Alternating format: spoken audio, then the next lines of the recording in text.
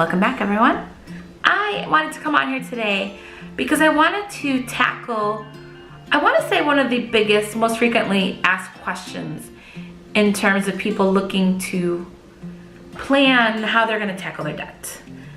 And that first question is, whose strategy should I employ? If you've watched my other couple of videos, you know that I have kind of been following a Dave Ramsey method, but I haven't only followed that method. I've tried other methods too. And so I definitely wanted to focus on what strategies can you employ that don't require you to file for bankruptcy, to get another credit card, to transfer balances, to get a personal loan. Those are all strategies. They are. I'm not a big fan of those because they really do have an impact on your financial history, and they don't tackle what I consider the root cause of many of our issues. And for me, it's spending habits, right? And so I'm gonna focus on two. I'm gonna focus on the Avalanche method and the Snowball method. And I will tell you which one worked for me in a little bit. So let's lay it out. I am interrupting this broadcast because I am editing and I am laughing at myself. I am very well aware that the word that I'm trying to pronounce is avalanche. Like an avalanche from a mountain, not an avalanche. You're not launching or leaping off. So I'm sorry, just ignore the words. Let's launch into the video and hopefully this will be a tool that'll help you. Sorry. So let's lay it all out. What is the difference between the two? What are the pros and cons? Which one should you use? Okay, to compare the two systems, we first need to set up our universe. So what are we working with? So we need to first come up with our debt accounts. So your list of accounts where you owe some money.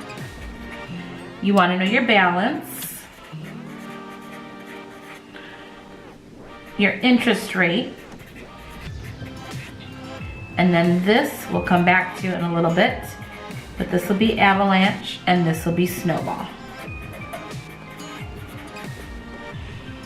So I'm gonna focus on 4 accounts. A lot of us have a lot more, but here is my car. Here is credit card number 1, my dreaded student loans, and credit card number 2. I had a whole bunch more than this, but we're gonna keep this simple just to show the comparison. So my balances. My car, let's say, is at $12,000. This first credit card is at $5,000. My student loans, and this is me dreaming, are at $35,000. And this credit card, this other one, is at $15,000. Okay, interest rates. Let's say we had a pretty decent one for the car, 4.5. Credit card number 1, not so great, but not awful, 9%. Student loans, I have a lot of subsidized, so it's pretty decent, to 3.5. But credit card number 2, oh boy, this one's a doozy. I advanced cash, I didn't pay on time, I skipped some payments. This is at a whopping 23%. Yikes, and yes, it can get that high. So let's talk about the Avalanche method.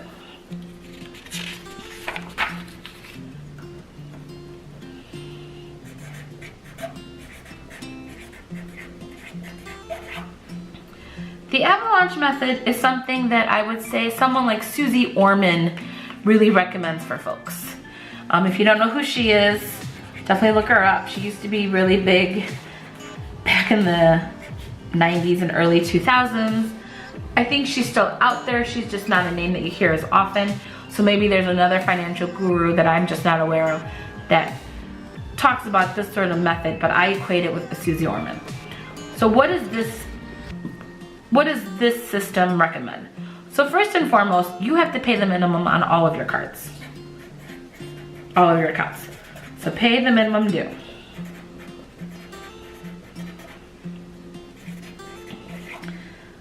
Then what they recommend is put any extra funds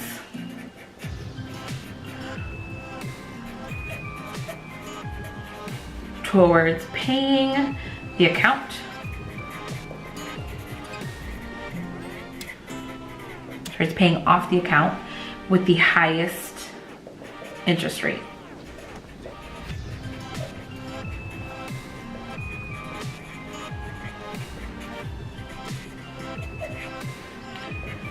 Once that card is paid off, or that account is paid off, you then focus on the next highest interest rate card.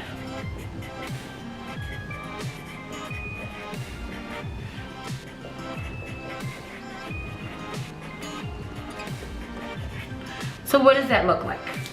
So let's go back to our little handy chart. And I have to move that guy so you don't get in a shadow. So if I'm following the Avalanche method, that means that the first account I'm gonna start tackling is credit card number 2. That has a 23% interest rate. I've got to get on that. The next account will be credit card number 1 because that's at 9%. Then it's gonna be my car, and then it's gonna be my student loans. Highest to the lowest. Now let's talk about the pros and the cons of this system. And I will be honest, I did do this for a little while. I was focusing on the highest interest rate. And I think that when I really think about the con, that really is probably what deterred me from using it. But here's the biggest pro here. The biggest pro is that over time, you're gonna pay less.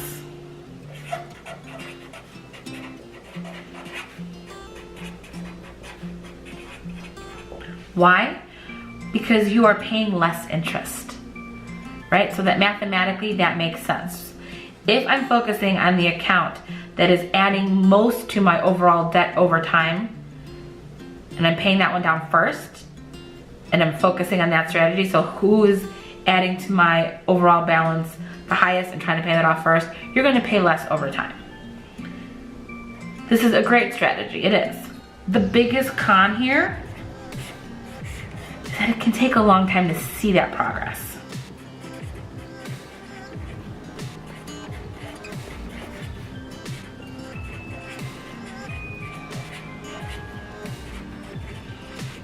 You're probably scratching your head right now going, what do you mean? Why would that take so long? Let's look back at our accounts.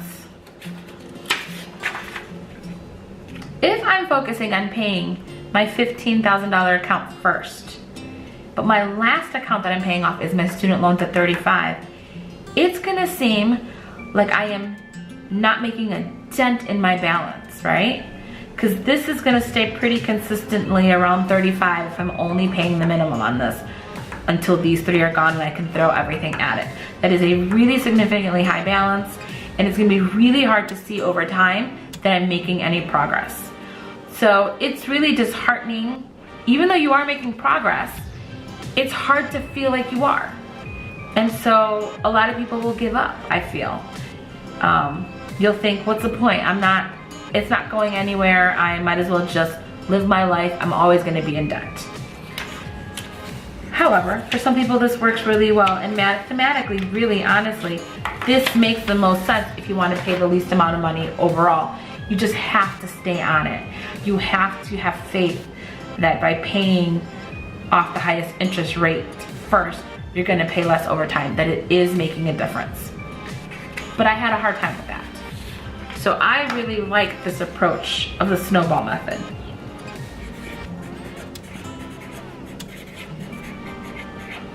And this is the kind of stuff that Dave Ramsey recommends. And other people have probably call it the same thing or something similar. Here, just like the Avalanche method, you pay the minimum on all of your accounts.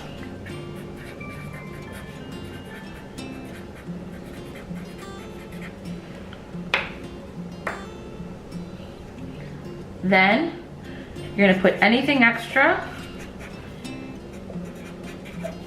into the account with the lowest balance. I'm writing fast because my camera's dying. When that count is paid off, then you go to the next lowest balance. So what does that look like here? Highest, so my lowest balance is my 5,000. So I'm gonna work on that one first. My next one is my car. Then it's this credit card. And kind of like in the first one, I'm gonna end up paying my student loans last. But the strategy is different, as you can see. You're gonna be paying these differently. Why do people like this one? The Pro, if you have a lot of small accounts,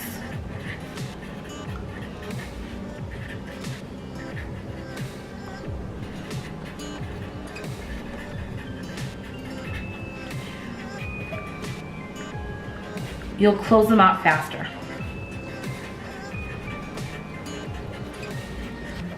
You're going to feel successful. The con, the biggest con, is that honestly over time you will pay more. For me, using the snowball method is really what helped me stay on track. Being able to close out small accounts, or the smaller accounts, and not have them weigh me down when I look at my overall calendar of accounts due, and being able to just funnel that amount somewhere else kept me motivated. But over time, I will have paid more. And that is because I'm not focusing on the interest rate. So there you have it. That is the difference between an avalanche system and a snowball method. Neither one is wrong, neither one is better. Only you can know what is going to work for you. And maybe you don't know. I didn't know. I tried them both. But at the end, what ended up working best for me was Dave Ramsey's system. Knowing that I went from something like crazy, like 15 accounts, 15 from back in the day, to now one, that like lifted this heavy weight off of me. It didn't lift the highest balance, but it feels lighter for me, and it's motivating to me to just know that I just have to funnel my energy to this one payment a month. For some people, the highest priority and the highest motivator is to know that over time, you're gonna be paying less interest. That works for you, go for it. Try the avalanche method. At the end of the day, that is our ultimate goal, right? To pay less. That strategy just didn't work for me. So I had to go the other route and at least finally get on the path where I will be paying less than I would have had I not had a system in place. So pick what works for you, try them both out, try one half of the year. I can't tell you what to do with your money.